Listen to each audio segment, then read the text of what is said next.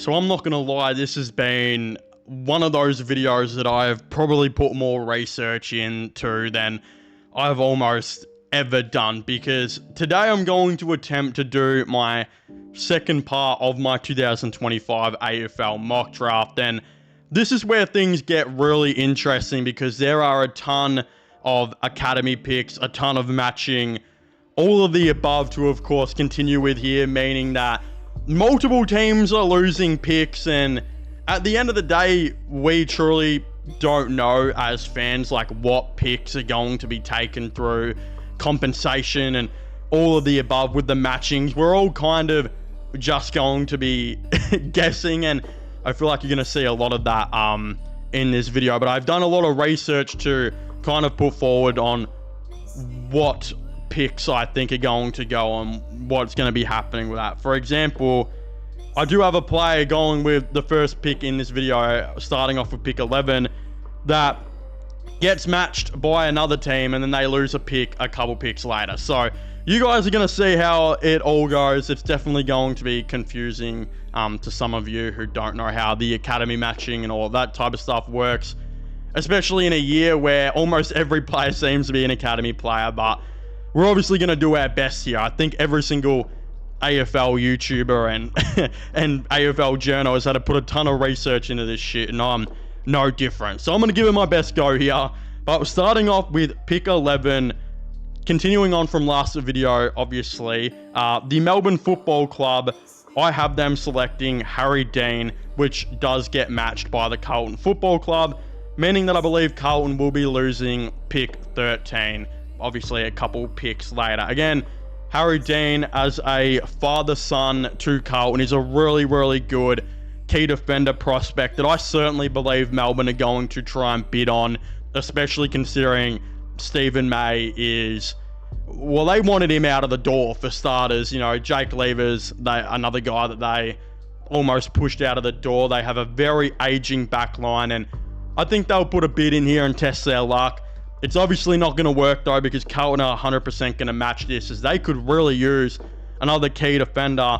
And Harry Dean is a 194 centimeter tall defender who would ultimately be perfect for them as a second option to put alongside Jacob Wiedering, and a guy down there who they're going to hope in a couple years, who the hell is texting me? They're going to hope in a couple years this guy eventually maybe even develops into being the main man. So Harry Dean is a surefire selection for Melbourne, I believe, but a surefire match by Carlton here. I can't see how they wouldn't do this, and he's another guy who's going to come in now and hopefully that for them replace kind of a little bit of a hole that Jack Silvani is going to be leaving, as he had a surprisingly really, really good year, I think, this most recent season for Carlton. So Harry Dean comes in as another key defender for Carlton, which does put the Melbourne Demons back on the clock.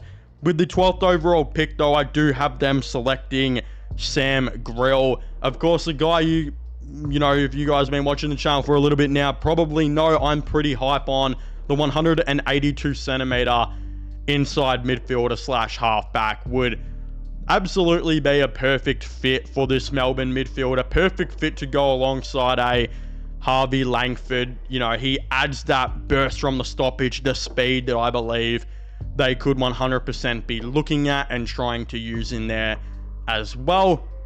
He also does have the prospect to be a dual position type of player, with some teams even believing he may start off as a halfback in the game, which we know Melbourne could definitely use as well. He's actually being compared to a younger Chris Judd and a current day Max Holmes, who also started his career off as a halfback for Geelong. This has been proven that he can play both. Richmond actually tested this out when they played him as a halfback in their VFL team, and he even went on as far as dominating the number 2 ranked prospect Zeke Yuland when the Tigers played the Gold Coast Suns. So he very much showed what he can do there. Melbourne will obviously, in an ideal world, see him as a midfielder, may start him off as a halfback. I really like that one for them, and I think that's the direction they might, of course, look to go. At pick 13, though, I have the Hawthorn Football Club selecting Oliver Greeves. a man that they have been in love with for a long time, really trying to get him to be an NGA prospect academy player for them. Of course, the AFL denied that bid, and he went on to continue to play for the Eastern Rangers and has no affiliation really with Hawthorn at all.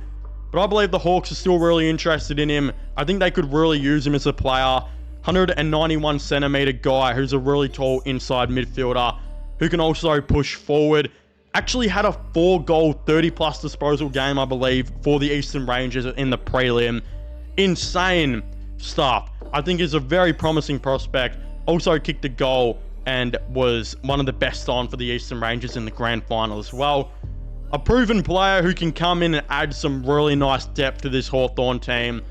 Can actually give Hawthorn fans a reason to be happy after missing out on Zach Merritt. At least, though, they can get a really good, young, promising player in a Oliver Greeves here. Where else they wouldn't have been able to get him if they, of course, did bring in Zach Merritt, as they would have parted ways with this pick. At number 14, though, we've got Carlton back on the board, where I do have them selecting Lachy Dovaston, the 178 centimeter small forward who has been compared to a bit of a taller Nick Watson. You know, I've spoken about this on the channel a couple times now, but whether you're a Carlton fan or whether you're not, when you did watch Carlton's football club, you know, their forward line for a lot of the year, and you watch their small forwards operate, it did make you want to jump off the biggest bridge in Melbourne. And I wasn't even a Carlton fan, and that's what it made me want to do. You know, I don't think that Motlop is much. I don't think he will be the future for them. I mean, Francis Evans was pretty booty cheeks for most of the year and then turned to prime LeBron in the last couple games. We'll see if he can carry that on. Really, though, not a whole lot going on with their small forwards. They made this a point of emphasis to improve, though, in the off-season, bringing in Ben Ainsworth, who was a goal-kicking option. But now I think it's time to bring in the speed and bring in the flair, which a Lachy Dovaston can do. And I think he's honestly a very good option to maybe look at here if you are Carlton. And yeah, you bring in a key defender, you bring in a small forward. That's a very good draft, I think, for Carlton, and they'll be pretty happy with that. At pick 15, though, I have the Giants selecting Jevan Phillipou. I think that they would have been a really big fan of Lachy Dovaston, and quite unfortunate here that they're not going to be able to select him because Carlton are taking him. But Jevan Phillipou is still a pretty good option as a forward player, 183 centimeters, who can put on some pressure. You know, his brother plays for the Saints, who has been shown that he could be a guy who's a potential prospect in the midfield for them. He's working on that. He had a lot of injuries this year, but that's where it looks like his career is heading. I think Phillipou could be the same. Starts off as a forward, which they could desperately need, especially while Darcy Jones is out with the ACL. Phillipou starts off as a forward, maybe develops into being a guy who can pinch hit in the midfield. Very similar to what Toby Green's done throughout his career as well. Green definitely getting up there in age. Could be a young guy who could they see as a short-term replacement for Darcy Jones. Long-term replacement of a Toby Green, maybe.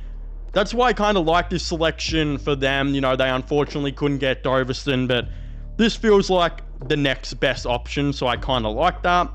With pick 16, though, I've got the West Coast Eagles selecting Max King, which gets matched by the Sydney Swans. Max King, a 191 to 192 centimeter inside midfielder slash key forward option now. Played, I believe, the first half of the year as like that midfielder, moved on and played as a forward. I genuinely believe now, looking back at it, maybe that the reason he started playing as a forward option was to give something, you know, to give Sydney something to look at. Because when you think about it, it was a massive risk for the Swans to part ways with Will Hayward, who has been a top 3 high half forward in the game now for I think a couple of years. They parted ways with him, bringing in the number 1 key forward in Charlie Curnow, but probably thinking that Max King could be the long-term replacement of a Will Hayward, as he's only a couple centimeters taller, could play a very, very similar role. And I mean, to have the options of all of those key forwards with a guy like Max King, could be the 3rd or 4th option as that Will Hayward type of player, is really interesting. I think West Coast will look at this pick as well. They need a taller inside midfielder, which he can play. they probably need that high half forward option too as well, which Max King can also play. That's probably the direction on where I think West Coast would overall be going with this if they were to try and pick him. Don't believe they'll get him though. I think Sydney will match this, and they'll match this quite comfortably. He can do a lot of different things, midfield, forward. So I think he'd be great for them. With pick 17 though, I've got the Eagles selecting the WA product of Jacob Farrow. Of course, the 188 centimetre midfield slash halfback, which says a prospect with real upside who has clubs very interested in the top rungs of the draft. Farrow has come from the clouds to some degree, with his form at the start of the season catching the eyes of scouts before he started to take more strides during Western Australia's Under-18 Championship. At Colts level, the tall half-back slash midfielder averaged 25 disposals and also averaged 18 playing with West Perth senior team. He's a long strider who uses his size in different ways. West Coast could use another midfielder. They could certainly probably use another half-back. They've got Bo Allen in the wings who's coming through to be like that prospect. Adding a guy like Jacob Farrow as a similar type of guy could be interesting. Maybe you have one as the midfielder, one as the halfback. Maybe they can both rotate. I like that proposition. I think you need to get another midfielder in this year's draft though. And with them already getting Willem Dersman, which is one, I think it'd be good for them to add a second one. And I think Jacob Farrow works as that option. I like that as a prospect. I like that as a player, and he's from WA, which can overall give them more confidence in making this pick happen. With pick 18 though, I have the Western Bulldogs selecting Oscar Taylor, who's a 183 centimetre defender, which I think they could desperately use. I mean, their backline needs work. They kept Buku Khamis, which I think was a great idea. I thought it would have been silly for them to let Buku go to the Carlton Football Club where he requested a trade. I think he can really become a good third tall defender option for them. They played him as some forward, but I don't think that's where they need him to go. But keeping Buku's a promising sign, but you need to bring in a defensive halfback now too, where Taylor definitely is at 183 centimetres. He's got a good 20-metre sprint. He came second in the agility test. He's highlighted his speed and movement. He's pushing up the draft boards through the half-back line. He's got great run. He's got good flair. He's a good defensive product. This makes sense for the Dogs. I can't see them not going with a defender here. I think that would be silly. But I can also see them maybe... You know, I can see them maybe not, because we've said that the Dogs have needed to improve their backline for a long time now. And they'll continue to top up as a forward line or as a midfield and just keep ignoring the backline. So let's hope this year's the year for the Dogs. They finally look at that. With the pick number 19, though, this was originally supposed to be Gold Coast pick, but it's been taken away through academies on, you know, their high selections. So it will be going to Adelaide now, which I do have the Adelaide Football Club selecting Mitch Marsh, who I think is a very good prospect for them. 191 centimetres, who's ranked 17, also from South Australia. You know, I was looking at this pick as a long-term placement as well, because Taylor Walker will be retiring pretty soon. And currently, the Adelaide Football Club have a 3 tall forward lineup, which worked for them during the normal season, didn't so much work for them in the finals. So where I think they could be trending in the future, and whether they go with this could be a little bit of an unknown. This is just how I think it could be. But I genuinely believe with Tex retiring probably either at the end of, you know, next year or whenever, they could go with Fogarty and Thilthorpe as their number 1 and number 2 key forward. Then have a guy like Mitch Marsh as their third option, who plays that high half forward role, who's not too tall where he's a key forward, but not short where he's a small forward or anything like that. He's 191 centimetres. So it'll be that medium forward kind of option that Will Hayward, like I've mentioned earlier, play the Cam Rayner role. You know, he's a little bit taller than them, but that's what they'll probably look at him to do. And if shit hits the fan and Adelaide truly need a third key option, they've got Daniel Curtin there as well, who can play wing, he can play midfield, he can play freaking key back, he can play key forward, both can play legitimately everywhere. So that's how I think their future will look. They'd probably start those 2 key forwards, have a Mitch Marsh as a third option. That's what I think, and that's why I believe they'll draft him SA product as well, so that also makes a ton of sense for them. With pick 20 though, this is also supposed to be a Gold Coast pick or a Brisbane Lions pick, but I don't have either of them having this pick now, with this pick being taken away through academy matching, with the Gold Coast Suns in the top 10 and, you know, Daniel Annable in the top 10 as well. They'll have to match all of those guys. They're going to lose these picks. Leaving pick 20 to go to Geelong, who I kind of struggled with. I didn't really know who to pick here, but considering I feel like Jeremy Cameron's getting up there in age, you know, they finally found another key forward option in Shannon Neal. But I do think they might want to go, you know, and get a young key forward to develop in while Cameron's still around.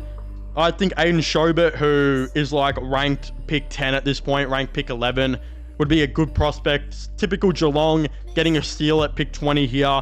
197 key forward, I think could really come in, develop in the ranks, and be a good prospect to have behind Jeremy Cameron and Shannon Neal. When Cameron goes on to retire, you can have Neal and you can have Schobert going through the ranks, and I think that's what they could honestly be trying to look at. But of course, I'd very much love to know all your thoughts and opinions on this in the comment section down below. Please make sure to leave a like and subscribe to the channel for all latest AFL content and AFL news. Don't forget to let me know your thoughts and opinions on my 2025 AFL mock draft. Would you like to see more videos on this and whatnot? I'm trying to upload daily with this draft content, so definitely let me know your thoughts and opinions on my picks down below. Subscribe to the channel for all latest AFL content and AFL news. My gaming/movie channel, if you haven't checked out, will also be linked down below. Go and give my Instagram a follow too if you haven't already. All of them linked down below. But yeah, as I was saying, please make sure to leave a like, subscribe, and comment. And I'll see you guys next time. Goodbye.